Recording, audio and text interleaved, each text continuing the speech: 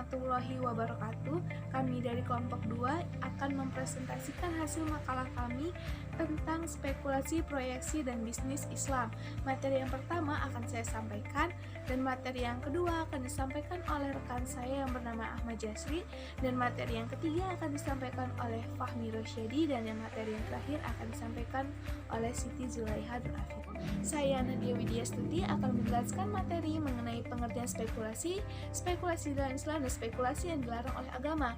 Yang pertama akan saya jelaskan mengenai pengertian spekulasi. Spekulasi di sini berasal dari kalimat lampau ataupun bahasa lampau yang memiliki makna speculary.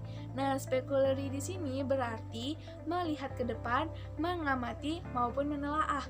Lalu dalam filosofi dunia, spekulasi itu adalah suatu kegiatan berteori tanpa didukung suatu dasar fakta apapun yang sangat kuat, sebagaimana halnya dalam keuangan.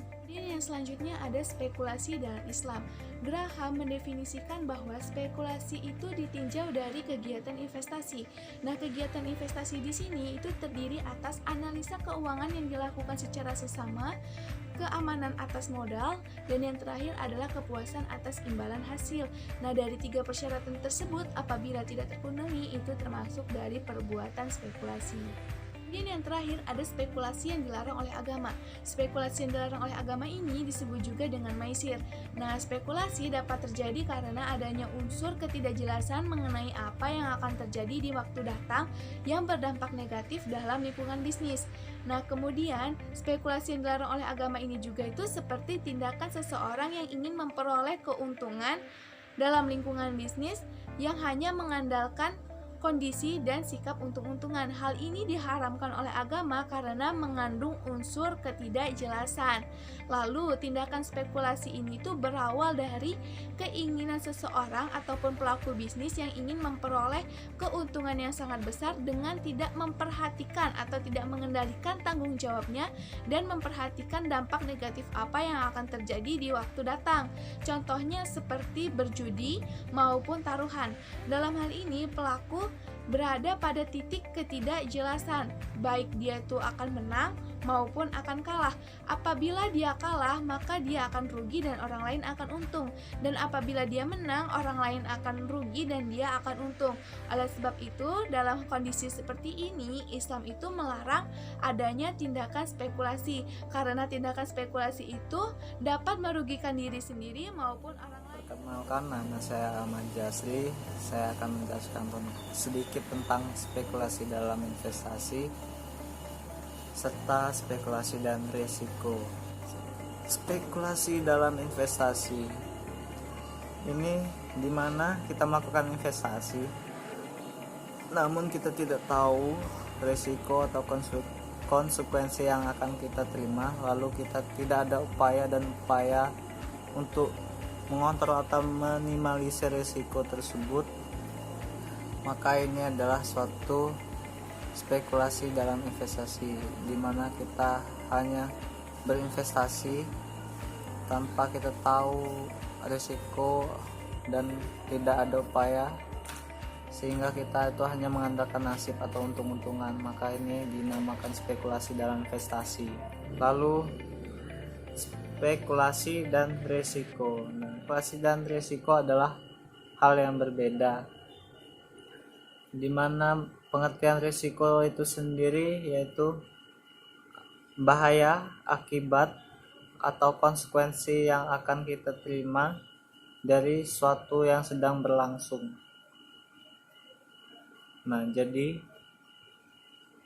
spekulasi dan risiko ini berbeda. Spekulasi itu adalah tindakan yang kita lakukan, sedangkan risiko adalah suatu akibat atau konsekuensi yang mungkin akan kita dapatkan dari tindakan yang kita lakukan.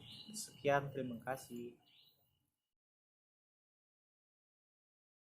Baiklah, saya Fahmi Rosyadi. Di sini saya akan menjelaskan tentang proyeksi. Bisnis hakikatnya adalah merancang masa depan untuk memperoleh nilai tambah. Nah, masa depan adalah sesuatu yang tidak pasti. Untuk mengetahui sesuatu yang tidak pasti, maka dilakukan peramalan atau perkiraan.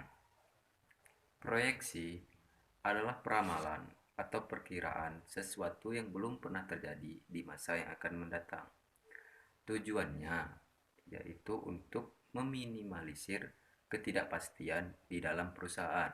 Proyeksi menjadi sangat penting karena penyusunan suatu rencana perusahaan didasarkan pada suatu proyeksi atau suatu perkiraan.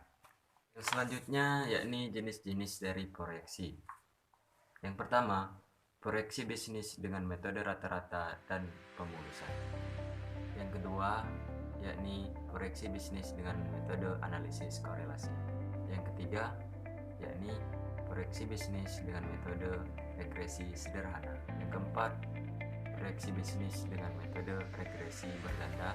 Yang kelima, yakni proyeksi bisnis dengan metode Dog-Jenkins atau ARIMA. Yang keenam, proyeksi pembangunan dengan analisis input dan output. Dan yang terakhir yakni metode proyeksi. Assalamualaikum warahmatullahi wabarakatuh. Saya Siti Julaiha Nur Afifah. Di sini saya akan menyampaikan materi tentang bisnis dalam Islam. Bisnis dalam Islam merupakan kegiatan yang dihalalkan, bahkan sangat dianjurkan oleh Islam. Islam memperbolehkan bisnis asal bukan riba, penyedia produk atau layanan yang mengandung unsur haram. Bisnis dalam Islam harus memberikan manfaat kepada banyak orang dan harus berprinsip syariah.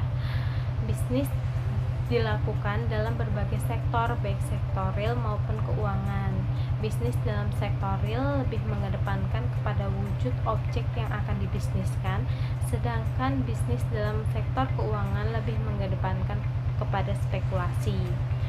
Contohnya seperti bisnis yang mengandung unsur perjudian yang bersifat untung-untungan atau sesuatu yang tidak pasti yang lebih cenderung pada spekulasi yang tidak bersifat irasional, tidak logis, dan tidak berdasar. Sekian materi dari saya. Wassalamualaikum warahmatullahi wabarakatuh.